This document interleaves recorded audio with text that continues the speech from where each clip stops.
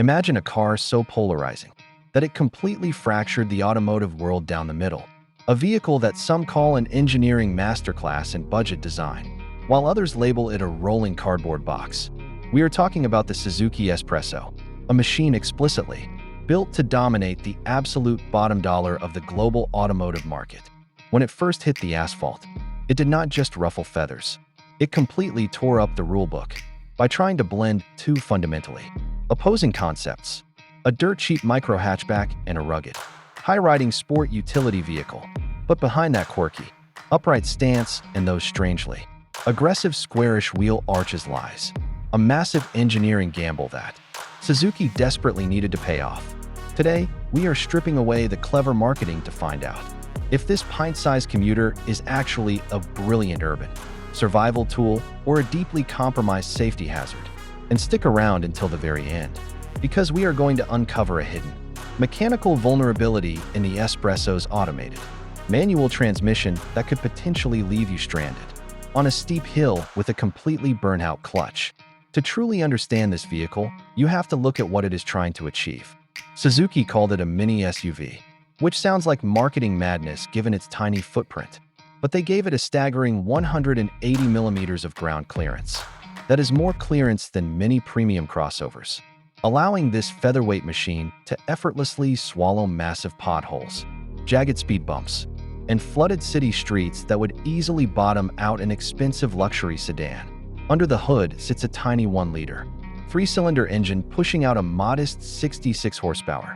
Now, that number sounds absolutely abysmal on paper, but because the entire car weighs just around 750 kilograms, it moves with a surprising amount of pep. It zips through tight gaps in urban traffic like a motorized roller skate, making larger sedans look incredibly clumsy. If you love discovering hidden automotive secrets like this, take a quick second to hit that subscribe button and smash the like logo right now so you never miss our deep dives into the cars people actually drive every single day.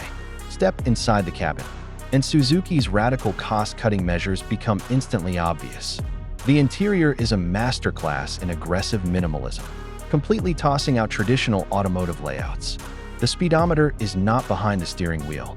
It is slap-bang in the middle of the dashboard inside a massive, circular housing heavily inspired by Mini Cooper. To save money on wiring and door panel manufacturing, Suzuki even moved the front power window switches to the center console right beneath the touchscreen. It feels incredibly bizarre at first, but the sheer practicality of the cabin layout quickly wins you over. Despite being narrower than almost all of its direct competitors, the upright, boxy roofline creates a massive amount of headroom. You can easily sit two 6-foot adults, back-to-back without their knees, smashing into the front seats, which is an absolute miracle for a car this small. But building a car this incredibly cheap means making some truly massive, borderline terrifying sacrifices. When the S-Presso was first subjected to global crash testing, it scored a horrifying 0-star safety rating, sending shockwaves through the industry. Suzuki eventually scrambled to upgrade the platform, adding dual airbags, electronic stability program, and hill-hold control to global models. But the underlying sheet metal remains incredibly thin. When you close the doors, you do not get a reassuring, solid thud. You get a hollow metallic clang that constantly reminds you exactly how little money you spent.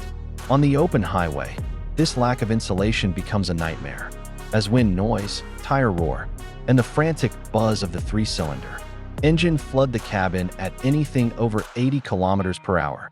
Crosswinds are an absolute terror, threatening to push this tall, lightweight box right out of its lane.